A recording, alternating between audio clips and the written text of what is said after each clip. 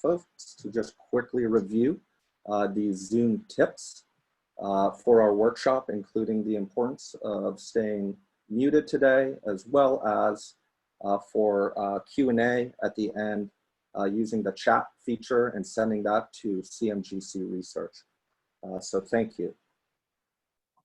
What we have for you this afternoon is actually an extension of Central Maine Growth Council's Central Maine Tech Night. This is typically a monthly event, albeit occurring in the evening. So a little bit different today. It is wonderful to see everybody digitally this afternoon. And for the first time, Tech Night is being broadcasted virtually via Zoom. For those of you that have not attended in the past, Central Maine Tech Night is a monthly, typically evening event, where in our small group setting, founders and leaders share real advice on how they overcame challenges, capitalized on their target market, and developed their product, providing you with actionable insight for your own products and processes. For more information and on the go-forward basis for Tech Night, you may find information on Facebook or online at centralmaine.org /Tech Night. I would also like to thank, along with our speaker this afternoon, this free event is being presented by Central Maine Growth Council and is sponsored by CGI, Thomas College's Harold Alfond Institute for Business Innovation, Valley Beverage, and Bricks Co-working and Innovation Space. Bricks is where we are typically located, is located at 10 Water Street in Hathaway Creative Center in downtown Waterville, Maine. So as we do with every, at least prototypical Tech Night, we have a Tech Talk section. This afternoon, we've adapted our normal Tech Talk for a overview on business relief during COVID-19. So again, I'd like to welcome Amy Bassett, the District Director of the Maine District Office of the U.S. Small Business Administration. With new legislation, stimulus packages, and changes to programs and policies from a range of economic development and financial agencies, it can be difficult for the small business owner affected by COVID-19 to understand the myriad of programs and opportunities. In this live workshop, today we'll hear from Amy on an update of the CARES Act, the associated programs, and we'll share with you some actionable advice on how to apply. So without further ado, we will move into a general FAQ section with Amy. Amy, can you hear me?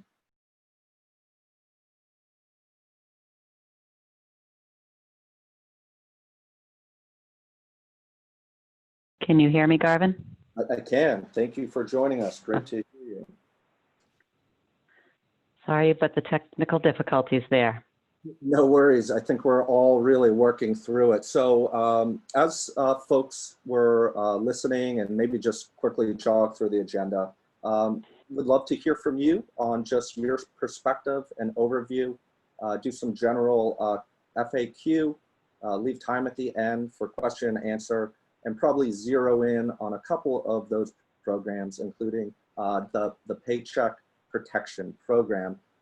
So with that said, to kick things off, maybe Amy, if it's all right, and we can keep this kind of as collegial as you would like, can you provide us a general thumbnail sketch of the CARES Act, and in particular, what is the SBA Paycheck Protection Program? Sure. So just to sort of also set the context a little bit, you know, all of these kind of impacts from this pandemic, really, we started seeing impacts or hearing about the impacts back in late February and early March. So that's when things started to happen, and everything just cascaded quickly, and everything sort of amplified and got really busy really quickly. So particular to the CARES Act, I know there was a ton of information put out. There was a lot of anticipation when it started even being talked about, before it was even signed off. And I'd like to remind everybody that the CARES Act was actually signed by the President on March 27th. So we're only talking about, not even a week ago, maybe a week ago, time flies. But so in a very short period of time, a lot has transpired, a lot is trying to transpire. So that has sort of now become our focus for me and my team. And we have all been, since, late February, really trying to get ready and help our partners get ready to deal with some of these programs that we knew were coming. Still, some of the details are to come, but we're in a much better place today than we were a few days ago. But under the CARES Act, there were a whole bunch of programs, and there were really 3 specifically for SBA. The one that everybody hears about is the Paycheck Protection Program, and I'm happy to talk about that more. But there also was a provision for the Economic Injury Disaster Loan Advance, and then there was also funding that anybody who has a current SBA guaranteed loan or a 504 loan or a microloan, there was funding in the bill to make 6 months worth of payments on all those loans as well. So we hardly talk about those 2 other things because everyone is very focused on the PPP.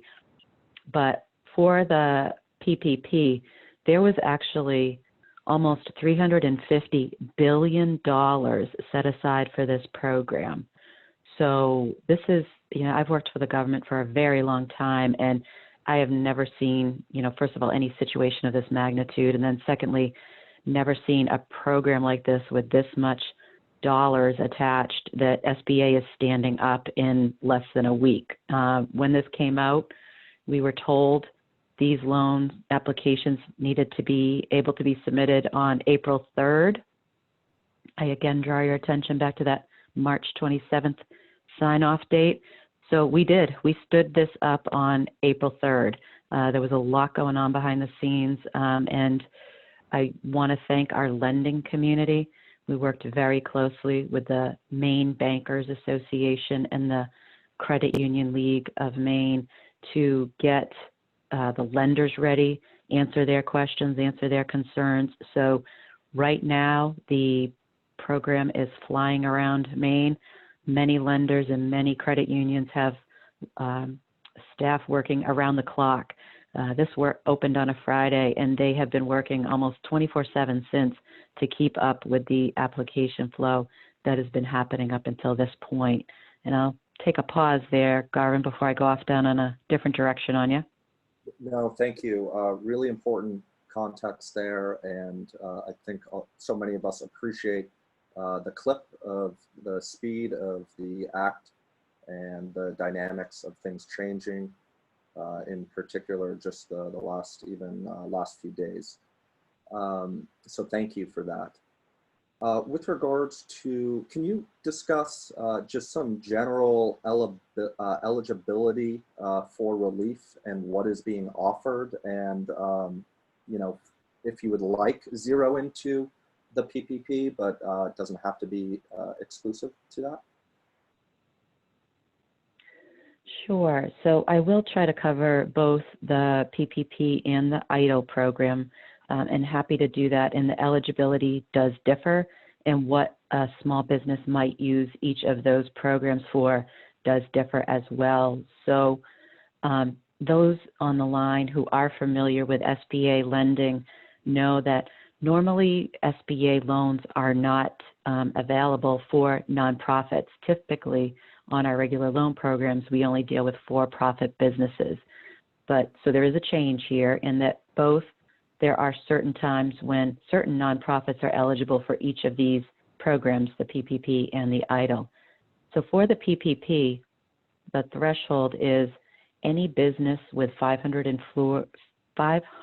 or fewer employees is eligible to apply. And under that, it is including certain nonprofits, which would be 501c3, tribal businesses, and certain veteran-owned organizations. One of the things that has been coming up a lot is the confusion around sole proprietors and independent contractors. And I think There's maybe some misinformation out there for sure, but I wanted to be clear that independent contractors and sole proprietors are eligible to apply for the PPP program. Not that it happens often in Maine, but if a business does happen to have more than 500 employees, there are a couple of alternative size standards. So definitely, if that's the case, feel free to look into what those size standards are. And then switching over to the EIDL program, that started out with similar size standards, and they are now mirroring the PPP. So again, the 500 employee criteria is what the EIDL program is going by. And for that program, it wasn't quite as specific on the nonprofit space, and we are getting a lot of questions on gaining some clarity there. But the rule of thumb and the guidance there is private nonprofits may be eligible, certain private nonprofits, but not public nonprofits.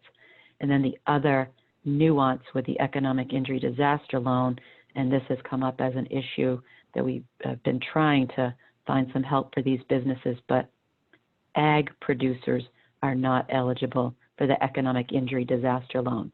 That does not include people who do things other than produce. So if they're in an ag field, but they have a store or retail or wholesale, those operations may qualify. And it does not include cooperatives. So aquaculture cooperatives or an ag cooperative would be eligible for that program. Okay, thank you. How about we're receiving, as I'm sure you are, a lot of questions with regards to just general loan forgiveness, obviously both within economic injury disaster loans, but probably more focused in this case on a paycheck protection program. Can you just discuss how does the loan forgiveness work, particularly within PPP? Sure, and this is, what the program was designed for, and what everyone really wants to be sure that they follow the rules so that they can qualify for the largest forgiveness piece that they can. And what I like to do is I like to remind everybody what the intent of the program is. So again, the Paycheck Protection Program, it's designed to help get workers paid. So keep businesses open or operational and pay people. So the bulk of the proceeds should be being used for payroll cost. There's a lot of weeds and details there, and I've done some presentations with some accountants and some attorneys who gave some terrific examples, but for the purpose of the discussion, I'm just going to kind of stay at the higher level. So while these loans can be used for other purposes, at least 75% of the loan amount must be used for payroll cost in order to qualify for the maximum loan forgiveness piece. So that's where businesses will want to be certain when they're figuring out what their eligible payroll costs are. And it's quite an easy formula on the one-page application that applicants fill out. So that's really all they need, along with their tax documents or their payroll records, to figure this out. And quite simply, it's 2.5 times your average monthly adjusted payroll costs. That is the high-level definition of how they determine your loan amount. And then from that loan amount, you want to be sure you're spending at least 75% of those proceeds on payroll costs in order to qualify for the maximum loan forgiveness. On the economic injury disaster loan, if someone applied very early on before the CARES Act, they wouldn't have been able to take advantage of the economic disaster loan advantage that is a up to $10,000 piece of the EIDL loan that could potentially be eligible for forgiveness as well. So we want to make sure that everybody applied at the time that we had the online portal available, and when you very limited information needed online, and there was a box to check saying you were interested in being eligible for that. So we want to make sure that everybody realizes that that would have been how you would have put yourself in that queue to gain access to that benefit. Thank you. That was very clear and helpful. And we did just, we're going to try not to do too many public questions on the fly, but you did mention a little bit about the application process, and there is kind of a question regarded to that at the macro level coming in, Amy.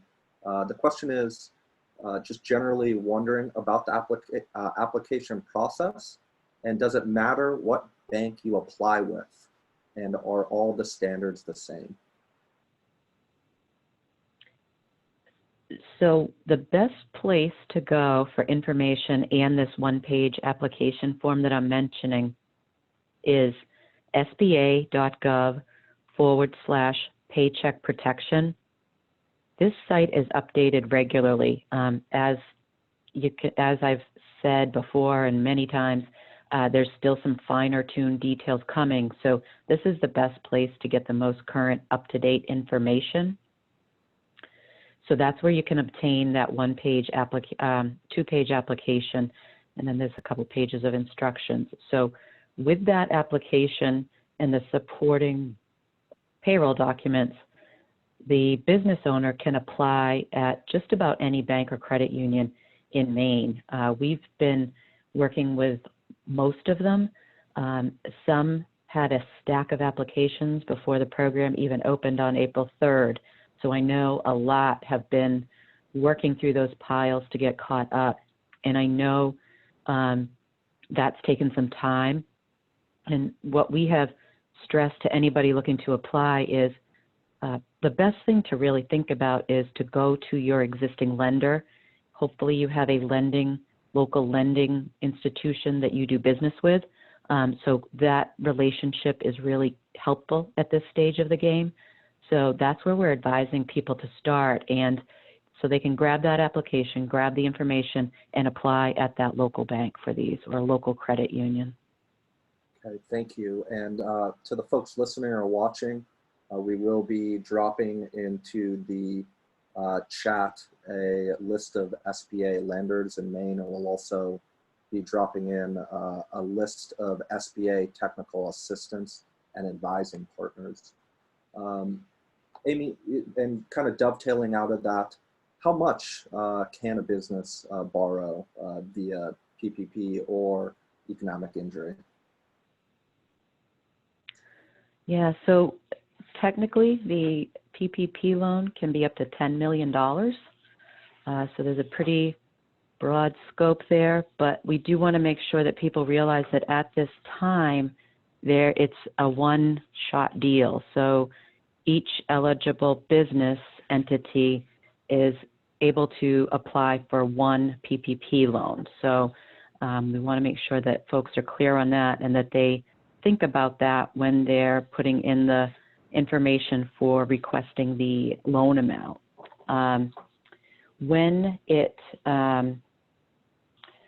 So first of all, what will happen is once that loan amount is determined and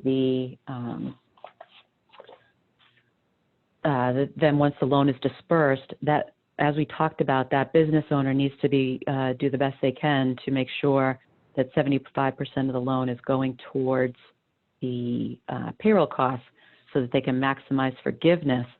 And then that would be forgiving 75% of that loan. Any remaining loan that cannot be forgiven is then going to convert to a term loan, and the term loan would have a 2-year maturity with an interest rate fixed at 1%. And there would be no payments due on that loan for the first 6 months, because SBA is realizing that small businesses, it's going to take a while to recover. So people have been very adverse to taking on debt at this time, and we get that. That's why we encourage everybody to explore those debt forgiveness options. But if this does convert to a loan, there wouldn't be a payment due for the first 6 months. And there are no personal guarantees required, and there is no collateral required. There is also no fee to the borrower on these loans, and there are no prepayment penalties should the borrower want to pay those loans off early. On the EIDL program, That loan can be up to $2 million. What we have seen so far in Maine is obviously loans significantly less than that, but some of the advantages to that one, the loan term can be up to 30 years. The interest rate is fixed at 3.75%. And with these loans, what the economic injury disaster loan is really trying to do is help address the business's working capital needs during the time of impact, but also into the future. So it's not really designed to address loss of revenue, but it's really looking at that working capital need. Because again, that can be used to fund payroll costs if you choose to go that route. But it can also be used to if you think about like paying bills, so utilities, rent, loan payments. It can't be used to refinance loans or buy equipment or anything, but it could be used to make payments on debt. That could be part of that economic injury disaster loan. So once that loan is approved by SBA, the borrower, the applicant actually has up to 6 months to decide whether or not they want to take the loan. So it gives businesses time to think about, maybe they don't want all those proceeds. Maybe they can reduce the request. Maybe they want to continue to explore other options. But it just gives them availability and access to that money. So again, they have up to 6 months before they must disperse. And then once those loans disperse, again, sorry to switch back and forth, but economic injury disaster loans, once those disperse, there's an upfront 12-month deferment period on those loans. Again, SBA in recognition that it's going to take some time to recover. We don't want to make a business automatically start having to come up with payments when they're not in a position to do so. So those are sort of the nuanced difference between the repayment terms on those. Yeah, thank you.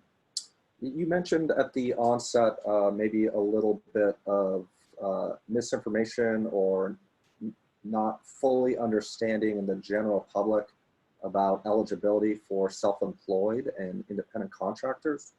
Can you briefly speak to general qualifications for independent contractors, and or do you have any general recommendations for either the self-employed or an independent contractor and how to calculate their quote unquote payroll costs?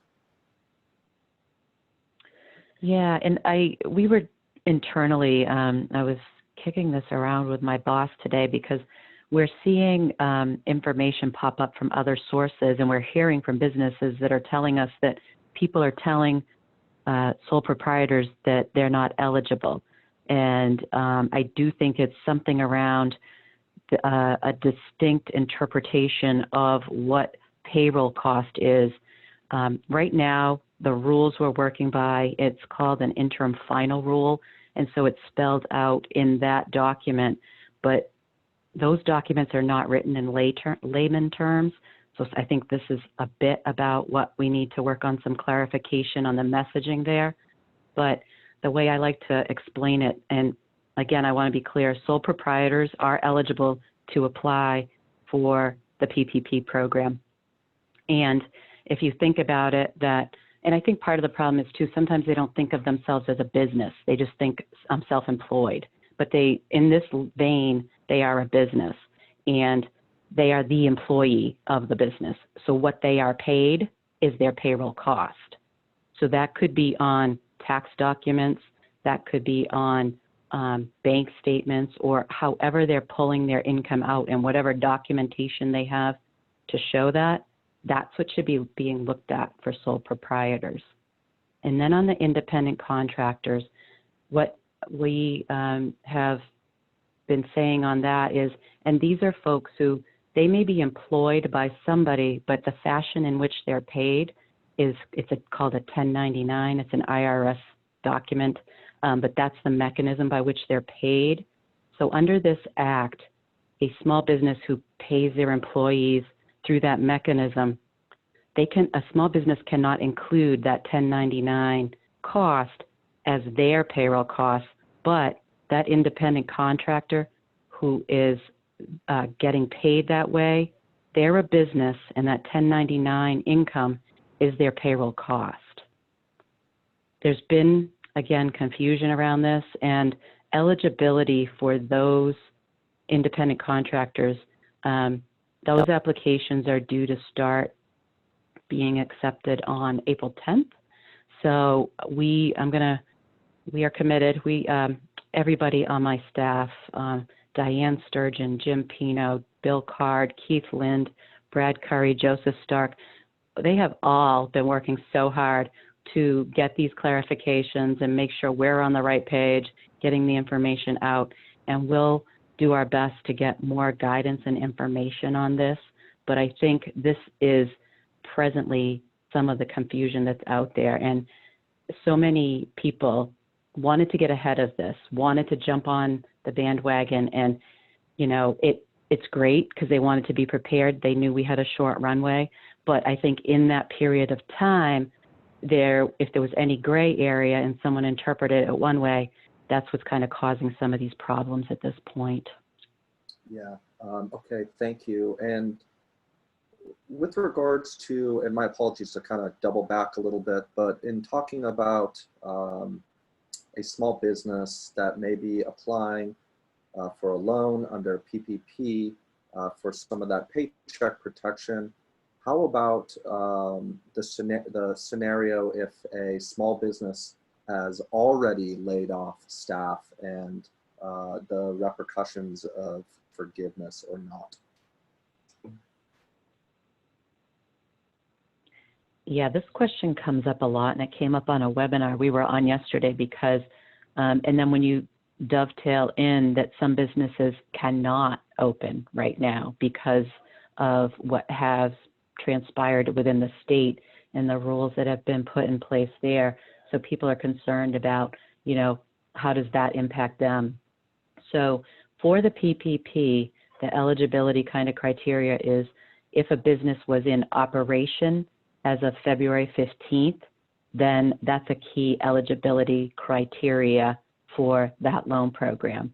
And why they picked that date, I think, is that everyone recognizes that this didn't just start, that this started back a while ago. So they put that eligibility date back to mid-February kind of in recognition of that.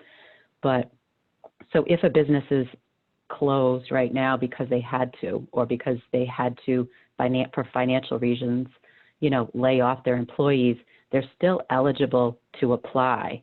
But what's going to happen is when they get that loan and when the proceeds are dispersed, they're going to need to use that loan to pay wages. So there are time parameters around that, and that's spelled out in the details, but they're going to have to pay those loan proceeds out in the form of wages in order to be able to qualify for the forgiveness component. Okay, thank you. With regards to, say, a business has several part-time workers and even some independent contractors, can they include them in their payroll calculation? Yes, they can. The actual calculation of the loan amount is based on the payroll cost. So it's really not driven off of the number of employees. So what they really want to do is they really want to kind of focus on that payroll cost because that's going to be what determines their loan amount.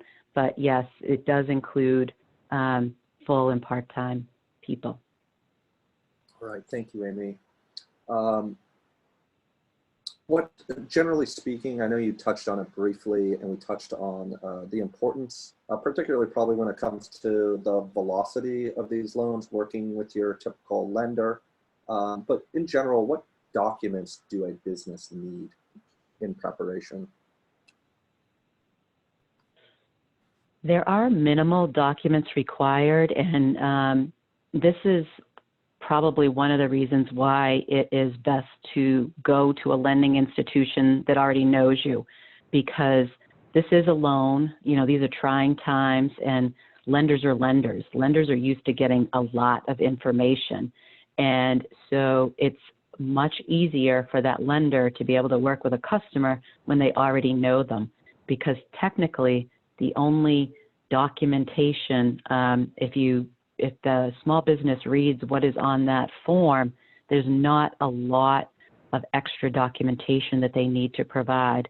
Just basically document, signifying there's a lot of certifications on there. So read those, because that is what is being relied upon in lieu of a lot of documentation. There's some very specific certifications on the application that applicant is signing to certify to a lot of these things. So don't lie. If you lie to the government, that's always a bad thing. So be careful, read those details there. Again, the document is really a one-page one form application, 2 pages with a bunch of certifications, and then whatever substantiating payroll documents that they have. Thank you. How long do businesses have to pay off the loans? And just when is the general deadline for the loan?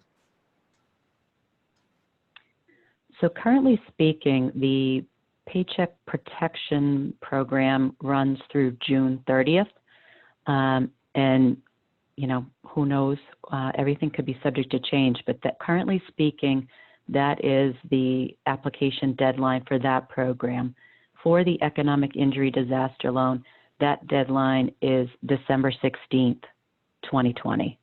So got some time on that one. Again, that program recognizes, looks at long-term recovery.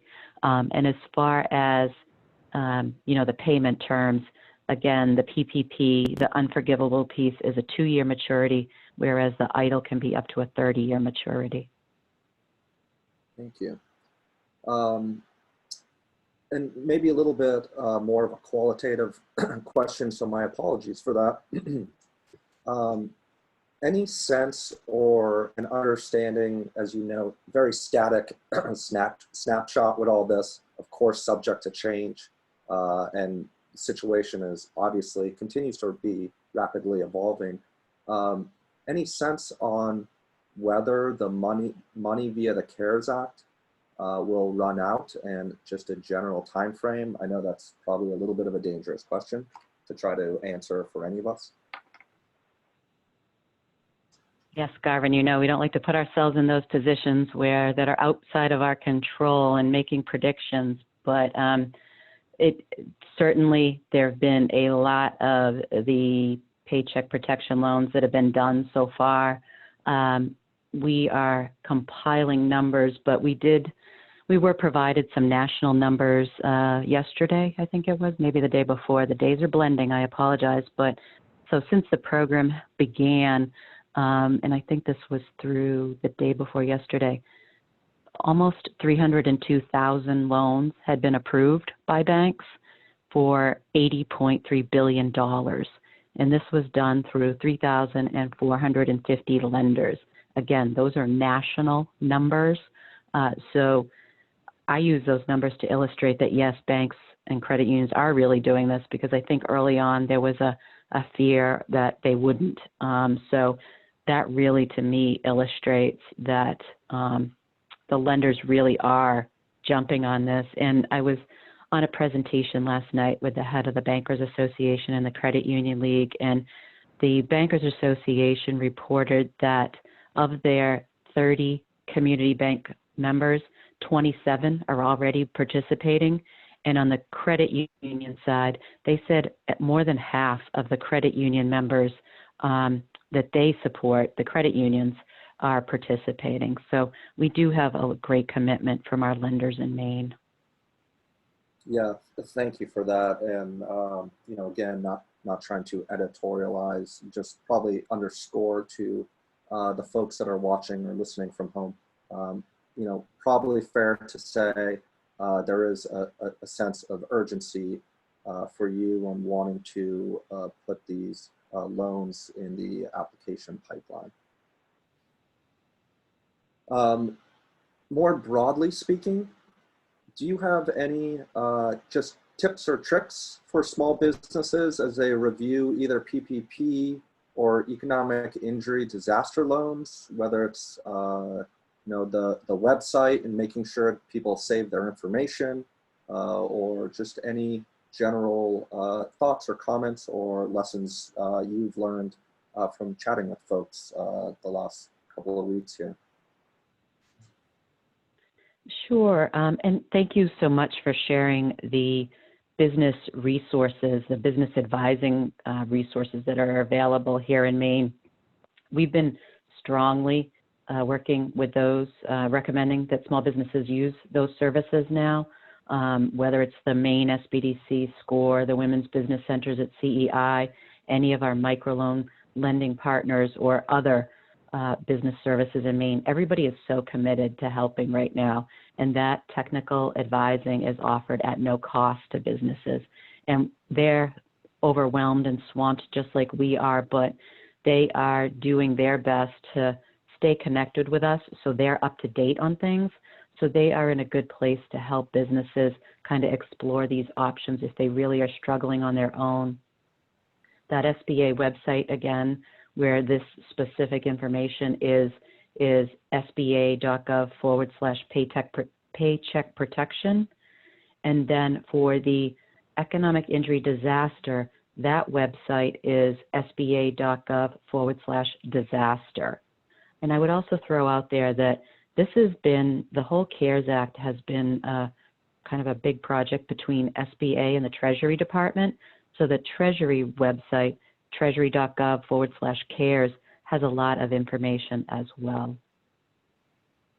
Great, thank you. Well, Amy, maybe if it's all right, we can use the remainder of our time, and thank you for the folks listening and watching for staying with us here. I hope this has been helpful. To just some general comments that have been coming in over the course of our discussion here. So let me just see what we got. I have a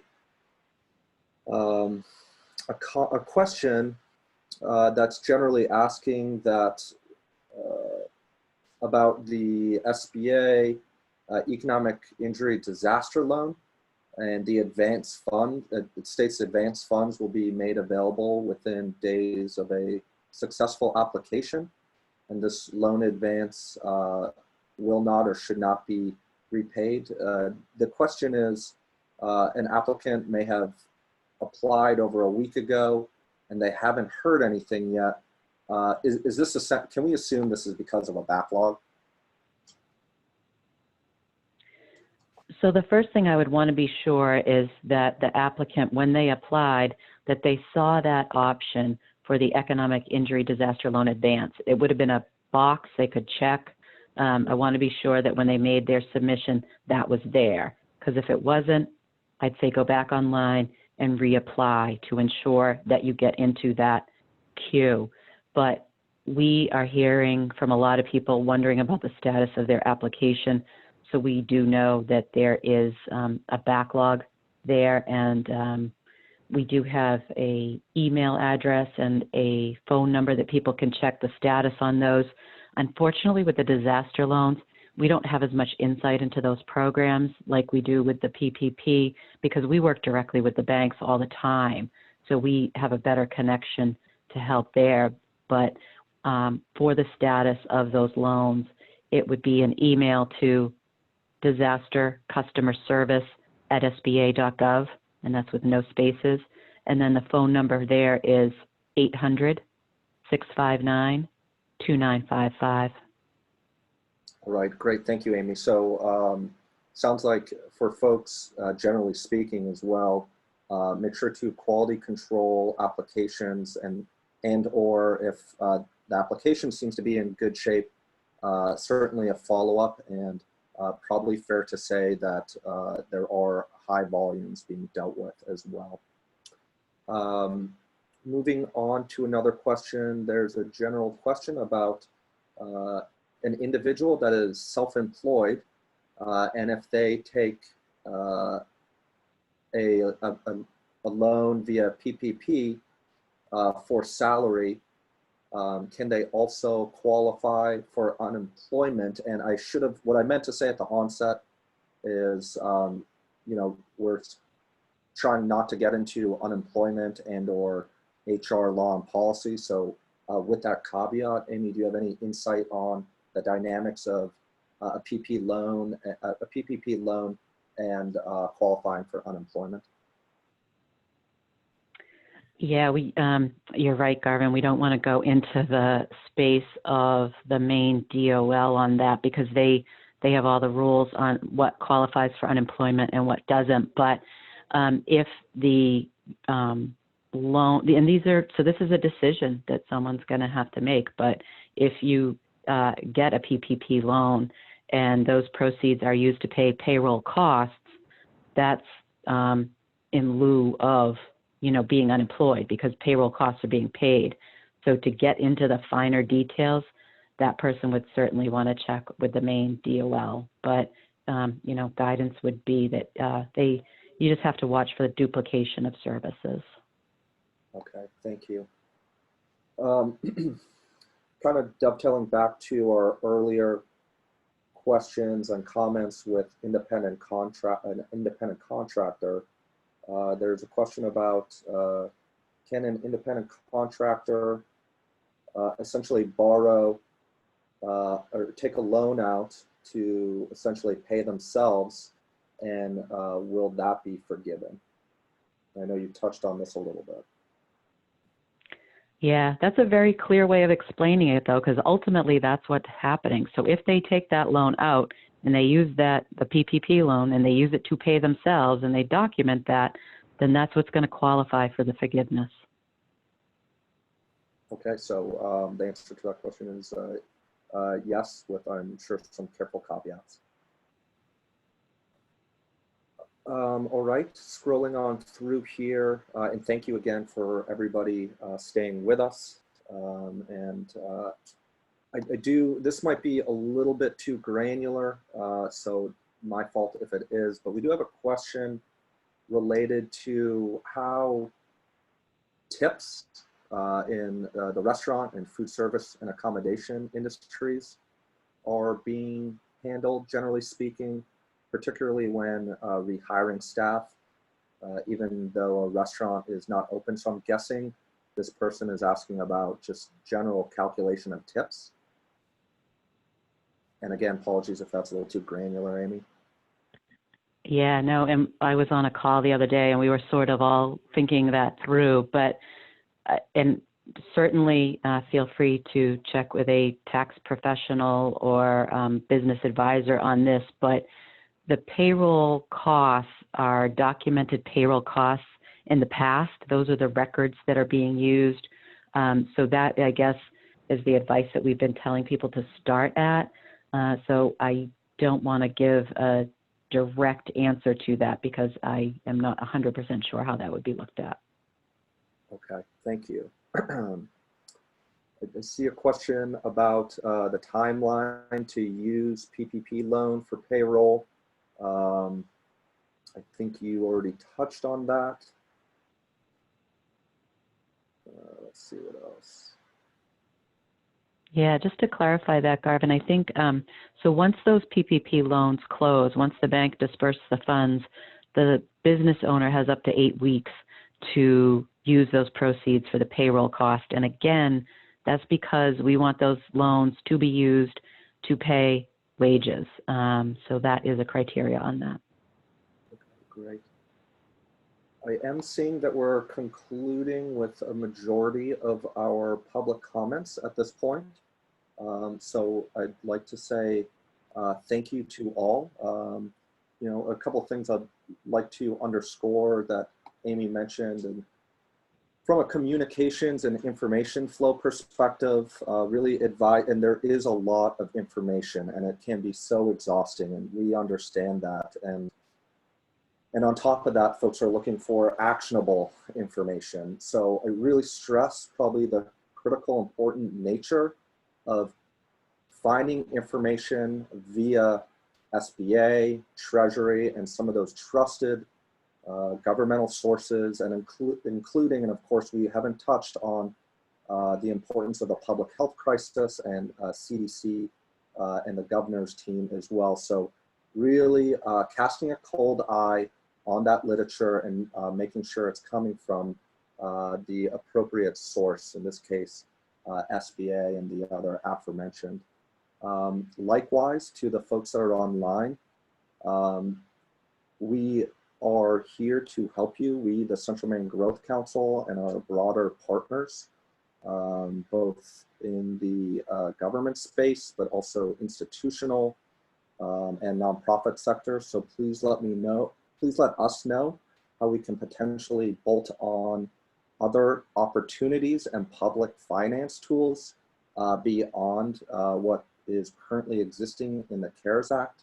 We did not touch on, for example, various tax credits for employment, workforce opportunities. So please, obviously this was not a comprehensive list of economic development programs or the stimulus package as a whole. So really, we're in this together. Your success is really our success. So with that said, anything else, Amy? And again, thank you so much. I know you and your team have just had this extraordinarily busy time and undertaking. So just I cannot underscore how much we appreciate you joining us today. Thank you, Garvin. And again, thank you to everybody. And those were great questions. But thank you to the Central Maine Growth Council for giving us the opportunity to help get out the correct information. So that's really important. So thank you for your partnership at this time. All right, folks. Again, thank you.